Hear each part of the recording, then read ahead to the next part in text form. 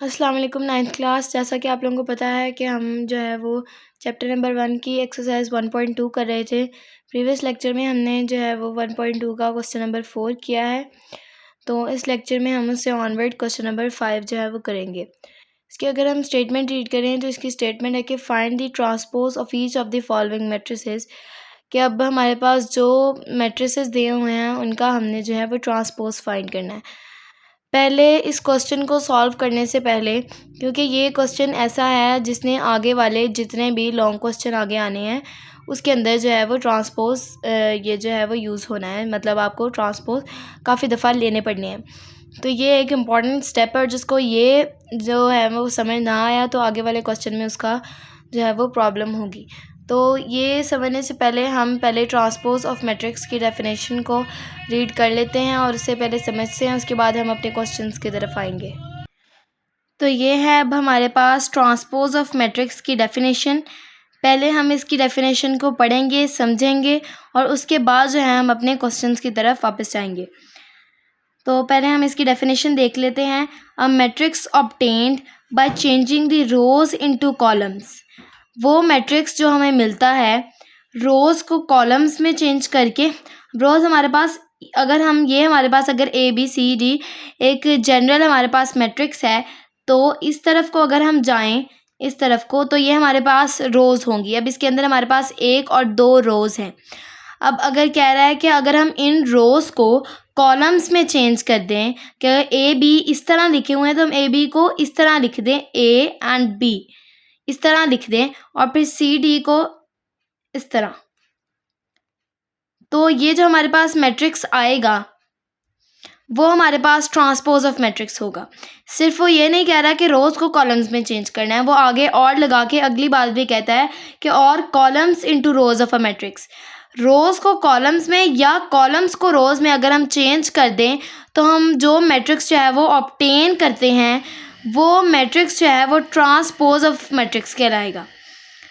अब हम जो है अब हम क्वेश्चन की तरफ चलते हैं। वहाँ पर हम जब क्वेश्चन करेंगे तो फिर आपको इसकी अच्छे से समझ आएगी कि what is transpose of matrix. उसके बाद ये हमें इसका सिंबल उन्होंने बताया हुआ है कि ए ट्रांसपोज इन्होंने करके एक निशानदेही करके सिंबल इसका बता दिया हमें ट्रांसपोज का, कि हम कोई भी मैट्रिक्स का कैपिटल लेटर लिख के उसके ऊपर अगर हम स्मॉल टी डाल दें तो वो हमारे पास ट्रांसपोज ऑफ ए यानी ट्रांसपोज ऑफ दैट मैट्रिक्स बन जाएगा। अब हम जो है क्वेश्चन की तरफ अपने दोबारा आते हैं, और अब हम इसका पहला हम जो है वो मैट्रिक्स ए जो है उसका पहले ट्रांसपोज निकालते हैं। स्टार्ट करने के लिए पहले हम जिस तरह हमने प्रीवियस क्वेश्चन में लाइन लिखी थी by taking negative on both sides, तो इसमें हम लिखेंगे by taking transpose on both sides. क्योंकि हमें ट्रांसपोज निकालना है तो इसलिए हम ये पहले लिखेंगे by taking transpose on both sides.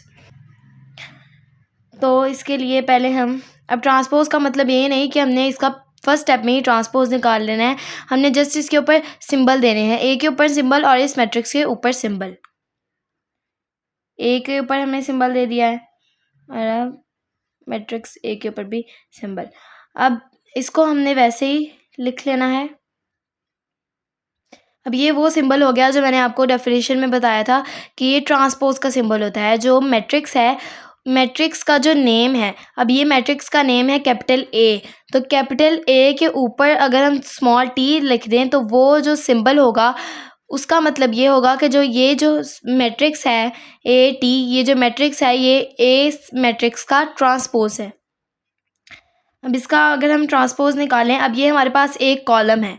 अब ये कॉलम है तो हमने इसको रो में चेंज कर देना है, या हमने रो को कॉलम में चेंज करना होता है या कॉलम को रो में चेंज करना होता है। या मैं अब कॉलम को रो में चेंज कर रही हूँ। अब ये हमारे पास एक कॉलम है, इसको हम जो है वो एक रो में फिर लिखेंगे।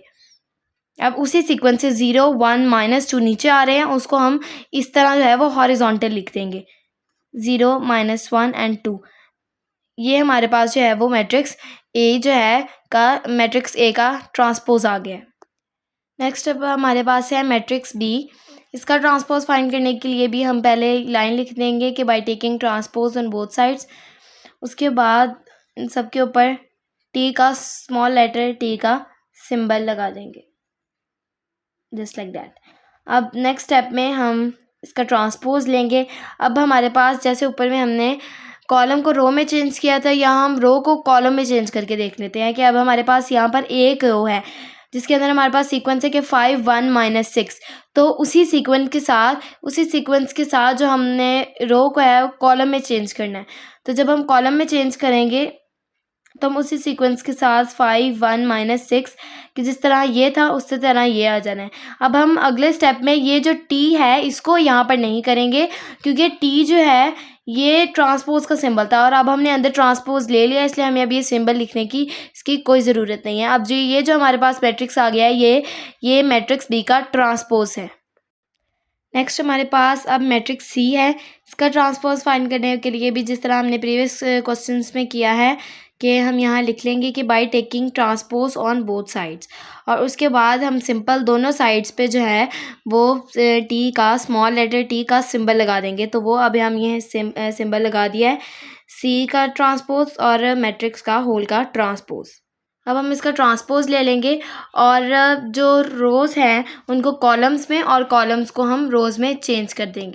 जिस तरह हमारे पास ये है कि एक रो, दूसरी रो और तीसरी रो, अभी हमारे पास 3 रोज़ हैं। अब इन 3 रोज़ को हमने 3 कॉलम्स में जो है वो चेंज कर देना है कि ये उसी सीक्वेंस के साथ कि 1 2 इस तरफ है, अब रोज़ इस तरफ है तो हमने कॉलम्स में इनको इस तरफ लिख देना है कि अब हमारे पास यहाँ 2 कॉलम्स बन रहे हैं और इनको हमने जो है वो 2 रोज़ में कन्वर्ट कर देना है कि मतलब रोज़ को कॉलम्स में और कॉलम्स को रोज़ में चेंज कर देना है। अब हमारे पास 1 2 एक जो है वो रो है तो इसको हम अब कॉलम में चेंज कर देंगे इस तरह। अब हमने 1 2 वहाँ पर इस तरह लिखा हुआ था, हमने इसको इस तरह कर दिया है। अब जिस तरह हमारे पास वो रोज़ हैं उनको हमने कॉलम्स में 3 रोज़ थी, अब यहाँ पर ट्रांसपोज के बाद हमारे पास 3 कॉलम्स बन गए हैं। अब नेक्स्ट है हमारे पास मैट्रिक्स डी। अब मैट्रिक्स डी का जब हम ट्रांसपोज निकालेंगे तो उसके लिए हम पहले लिख लेंगे जैसे हम पहले भी प्रीवियस क्वेश्चंस में भी सारे इसी तरह लिखते आए हैं, by taking transpose on both sides, और सिंपली इनके ऊपर दोनों साइड्स पे बोथ साइड्स, ये अब हमने लिखा है बोथ साइड्स, इसका मतलब दोनों साइड्स पे हमने टी का सिंबल स्मॉल टी सिंबल लगा देना है। उसके बाद नेक्स्ट स्टेप में हमने इसको सिंपली जो है वो ट्रांसपोज इसका जो है वो ले लेना है। अब 2 3 हमारे पास एक रो है, एक रो ये वाली और एक रो ये वाली, अब इनको हमने कॉलम्स में चेंज कर देना है। अब ये 2 3 यहाँ पर रो थे तो यहाँ कॉलम, 0 5 यहाँ पर रो थी और यहाँ पर कॉलम। तो ये हमारे पास है मैट्रिक्स डी जो हमारे पास गिवन था, इसका ये वाला जो मैट्रिक्स है वो ट्रांसपोज हुआ। नेक्स्ट हमारे पास जो है वो मैट्रिक्स ई है। अब मैट्रिक्स ई का जब हम ट्रांसपोज निकालेंगे तो उसके लिए भी स्टार्टिंग जिस तरह हम करते हैं by taking transpose on both sides, और उसके बाद दोनों के ऊपर टी का सिंबल, और नेक्स्ट हम जो है वो अगले स्टेप में इसका ट्रांसपोज ले लेंगे। अब ट्रांसपोज जो है वो मेन चीज़ है जो हमने लेनी है इधर। तो 2 3 यहाँ पर जैसे ऊपर भी हमारे पास 2 3 एक रो थी, यहाँ पर भी हमारे पास 2 3 एक रो है, ये हमारे पास अब रो है एक, और इसको हमने एक कॉलम में चेंज कर देना है। या अगर हम इसको दूसरे जो है वो ले लें ऑप्शन में कि जैसे था रो को कॉलम में या कॉलम को रो में। अब अगर कॉलम को रो में करने का क्या मतलब है कि ये हमारे पास एक कॉलम है 2 -4, अब 2 -4 यहाँ पर एक कॉलम है तो मैट्रिक्स जब हम उसका ट्रांसपोज लेके तो हम उसको एक कॉलम में एक रो में चेंज कर देंगे। ये कॉलम है तो इसको हम रो में चेंज कर देंगे। यहाँ पर ये कॉलम था 2 -4, यहाँ आके ये रो में चेंज हो गया 2 -4। तो इसी तरह हमने ये ट्रांसपोज भी ले लिया है इसका। अब ये वाला जो मैट्रिक्स है वो इस गिवन मैट्रिक्स का ट्रांसपोज है। नेक्स्ट और लास्ट पार्ट है हमारा मैट्रिक्स एफ़। मैट्रिक्स एफ़ की भी 4 एंट्रीज़ हैं 1 2 3 4, और इसकी स्टार्टिंग करने के लिए भी हम पहले ये लाइन लिख लेंगे by taking transpose on both sides. तो अब जो है नेक्स्ट स्टेप में हम इस बोथ साइड्स पे हम जो है वो स्मॉल लेटर टी के सिंबल लगा देंगे, जैसे यहाँ पर एफ़ के ऊपर टी और इस मैट्रिक्स फुल के ऊपर टी। और नेक्स्ट स्टेप में हम इसका सिंपली ट्रांसपोज ले लेंगे कि यहाँ पर 1 2 एक रो में है और नेक्स्ट स्टेप में ये हमारे पास एक कॉलम के अंदर आ जाएगा। या दूसरा मेथड के 1 3, अब हमारे पास ये कॉलम है तो अब नेक्स्ट मैट्रिक्स में ये हमारे पास एक रो की सूरत में आ जाएगा। तो इस तरह हमने ये एफ़ टी जो है ये भी हमने एफ़ मैट्रिक्स का ट्रांसपोज ही निकाला है। तो अब ये हमारे पास जो है वो 6 के 6 पार्ट मैंने आपको कर दिए हैं क्वेश्चन नंबर 5 के, जिसके अंदर हमने ट्रांसपोज फाइंड करना था। तो नेक्स्ट जो हमारे पास वीडियो आएगी जिसके अंदर उसके अंदर जो है हम वो क्वेश्चन नंबर 6 और लास्ट क्वेश्चन जो इस एक्सरसाइज का है, एक्सरसाइज 1.2 का, वो करेंगे। Thank you. अल्लाह हाफिज़ फॉर वॉचिंग आवर वीडियो। अल्लाह हाफिज़।